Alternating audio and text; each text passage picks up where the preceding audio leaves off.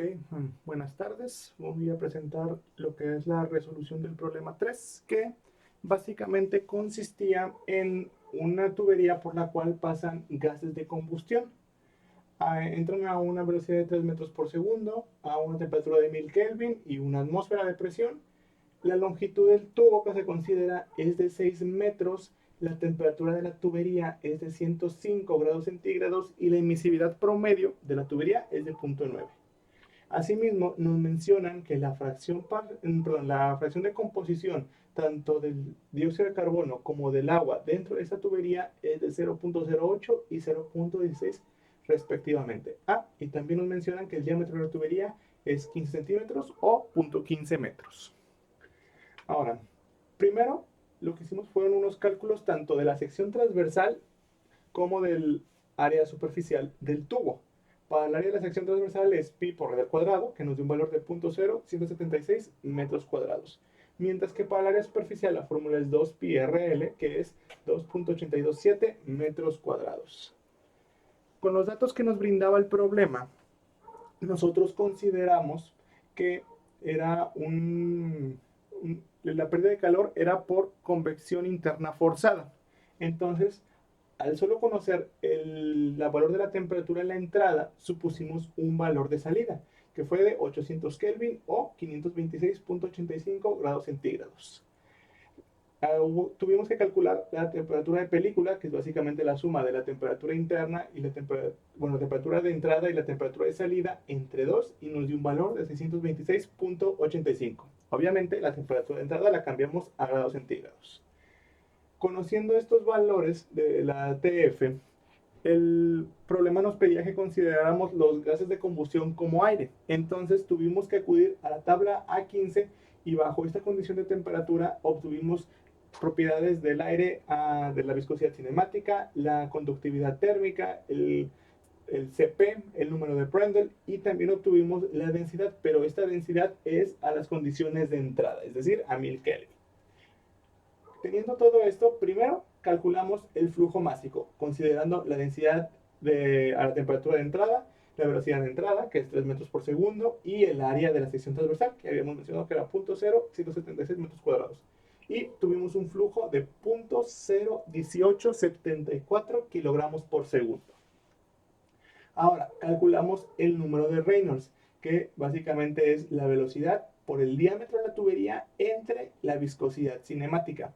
Este nos dio un valor de 4500 y bien, esto está en estado de transición. Esto nos dice que el fluido está en estado de transición, pero nosotros lo consideramos laminar debido a que está más cerca de esta condición.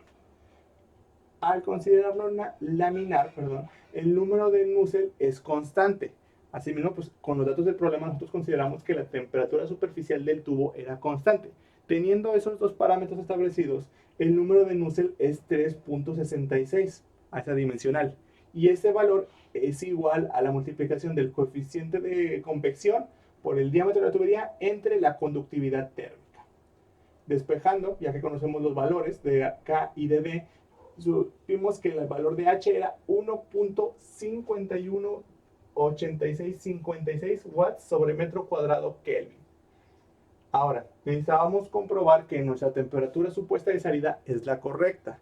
¿Qué fue lo que hicimos? Con esta fórmula calculamos la temperatura de salida teniendo en consideración todas las propiedades de la temperatura de superficie, la temperatura de entrada, el área superficial, el coeficiente de convección, flujo másico, Cp, dándonos un valor de 622.34 grados centígrados. Hay que recordar que la temperatura de salida que supusimos era 526 grados centígrados. Entonces hay una brecha de 100 grados centígrados, por lo cual hay que volver a hacer todos los cálculos, pero ahora considerando esta temperatura de salida. Aquí, o sea, hicimos la división y tenemos que la temperatura de burbuja, la TF, es 674.6 grados centígrados. De nuevo, utilizando la tabla A15, buscamos las propiedades de viscosidad cinemática, K y Cp. La densidad ya no, porque pues esta densidad es a condiciones de entrada, entonces no tenía sentido calcularla, ¿no? Todo esto pues de la tabla A15, volvimos a calcular el Reynolds con esta fórmula aquí, velocidad por diámetro entre viscosidad cinemática, nos obteniendo un valor de 4140.21, Seguimos considerando que el flujo es laminar, por lo cual el Nusselt sigue siendo 3.66 y tenemos un valor de H de 1.5755 watts sobre metro cuadrado Kelvin. Volviendo a utilizar la fórmula de aquí para calcular la temperatura de salida, obtuvimos un valor de 615.7. Ahora sí, la brecha entre esta temperatura y esta otra es muchísimo menor, nada más unos 7 grados centígrados aproximadamente, entonces podemos considerar que esta temperatura es correcta. Ya teniendo temperatura de salida, también conociendo desde un inicio temperatura de entrada y de superficie, procedimos a calcular el delta T logarítmico, que es temperatura de entrada menos temperatura de salida, entre el logaritmo natural la temperatura superficial menos la T de salida, entre temperatura de superficie menos temperatura de entrada, dándonos un valor de 564.45 grados centígrados. Este valor lo usamos para calcular el flujo de calor, que en este caso pues es la multiplicación del coeficiente de convección, el área superficial, que lo tenemos, y también aquí tenemos el valor de H por el delta T logarítmico, dándonos un valor de aproximadamente 2.514 watts.